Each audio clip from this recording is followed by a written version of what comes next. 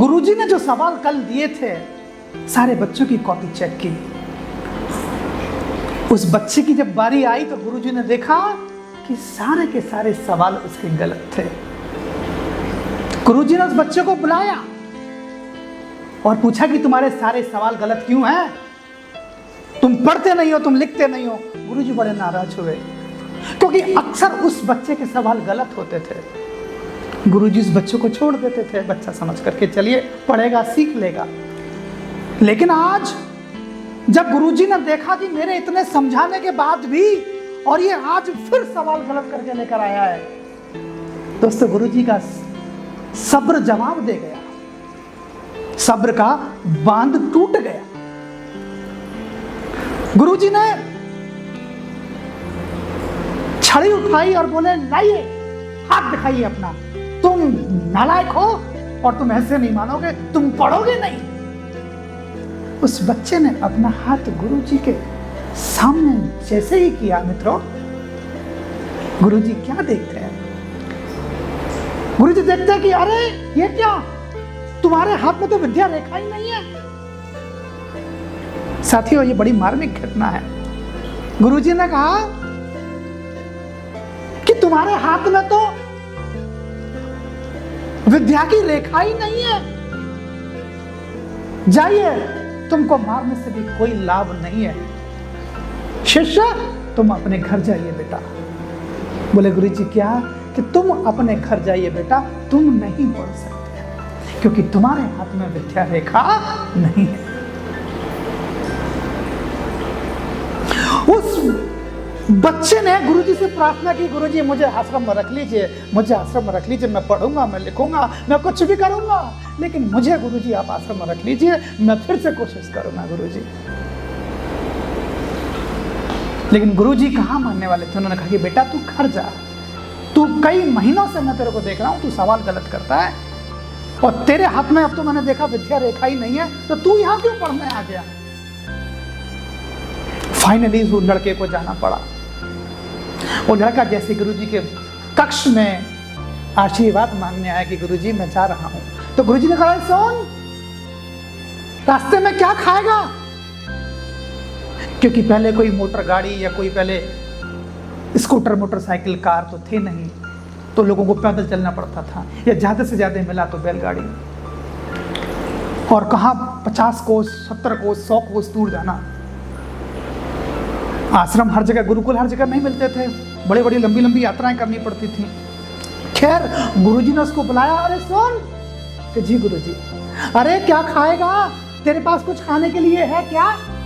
गुरुजी ने पूछा उससे, तो बच्चा बोला कि गुरुजी मेरे पास तो कुछ नहीं है। तो ये ले थोड़ा सत्तू, ये सत्वा पड़ा है, ये चने का जो सत्तू दोस्तों ये जो होता है पाउडर उसका, कि ये सत्तू पड़ा है, ये ले, और रास्ते में भूख लगे तो खा लेना, जा बेटा जा।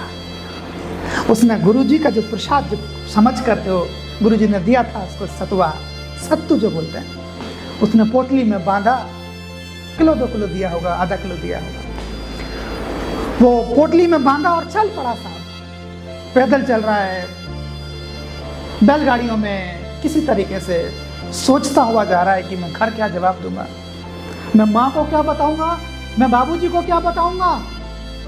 दोस्तों रास्ते में उस लड़के को भूख लगी, उस विद्यार्थी को भूख लगी, तो वो देखा उसने कि इधर उधर देखता हुआ जब आगे निकला तो एक कुआं उसको दिखाई दिया। उसने सोचा कि मैं इसी कुएं में, पहले ही हैंडपंप नल तो थे नहीं, उसने कहा कि मैं इसी कुएं के पास जाऊंगा और यहीं से पानी निकालूंगा और मैं अपना सत्तू खाऊंगा, मुझे भूख लग रही है और मैं अपनी प्यास बुझाऊंगा। क्या देखते हैं कि वो लड़का जैसे ही कुएं के पास गया, कुएं की मन पे वो लड़का जैसे ही बैठा, और उसने देखा कि एक रस्सी, सन की रस्सी से बाल्टी बंधी हुई थी, जो बाल्टी बार बार कुएं में जाती और वहां से पानी निकाल कर लेके आती। साहब तमाम राहगीर, रास्ते चलते वाले लोग या आसपास रहने वाले लोग उस बाल्टी को कुएं में डालते, रस्सी के सहारे उसको खींचते और उस बाल्टी से पानी पीते। साहब लड़का बड़ा ध्यान से देखता रहा, देखता रहा, देखता रहा। देखिए कितना दिमाग था उसमें। उसने कहा, अरे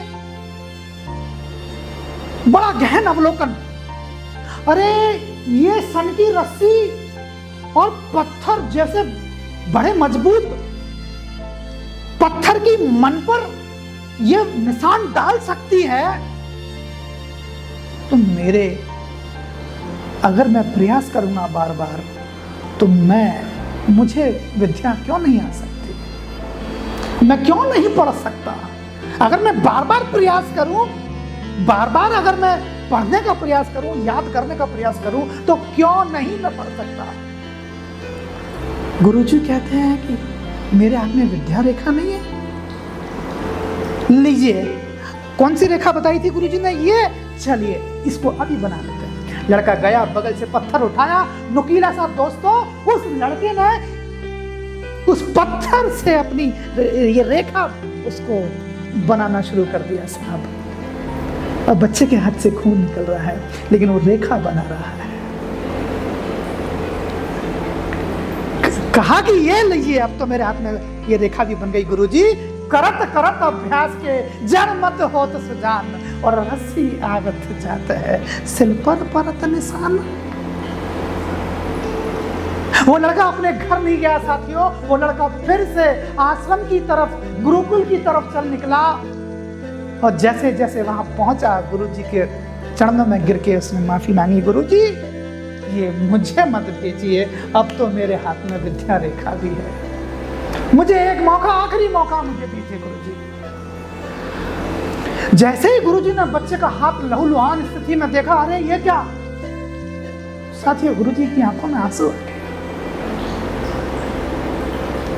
गुरुजी ने कहा कि ये तूने क्या किया? कि गुरुजी आपने कहा था विद्या रेखा नहीं है, लेकिन आज ये विद्या रेखा मैंने गुरुजी खुद ही बना ली है। गुरुजी मैं प्रयत्न करूंगा, मुझे आप चांस दीजिए, मुझे मौका दीजिए, मुझे गुरुजी अवसर दीजिए।